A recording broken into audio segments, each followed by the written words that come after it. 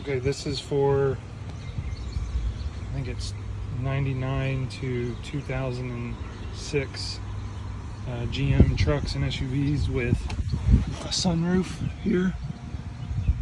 I had a problem with this material sagging, so I bought some 3M adhesive to repair it, and really didn't find too many videos on how to remove this. It was pretty difficult to do, so I found kind of the hard way, the easier way to do it.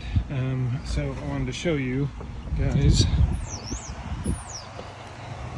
This bar right here is what holds it from coming forward, and you have these little clips that kind of clip into here.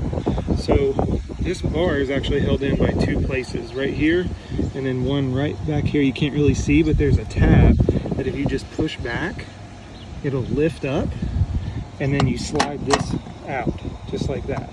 And then when you get ready to put it back in, you just pop it back into there and snap it down.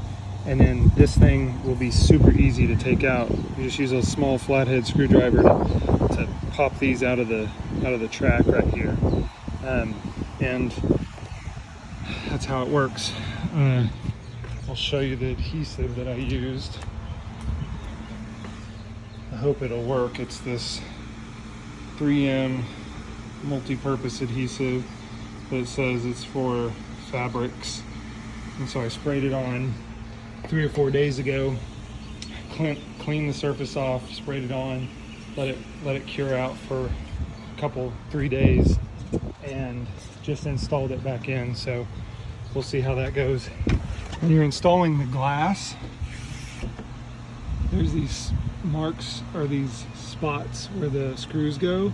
Just take like a small pick and trace around it, so when you put the glass back in, you have a pretty close reference of where it was, so that you can make some minor adjustments to make sure it's flush when you put it back in. Hope that helps.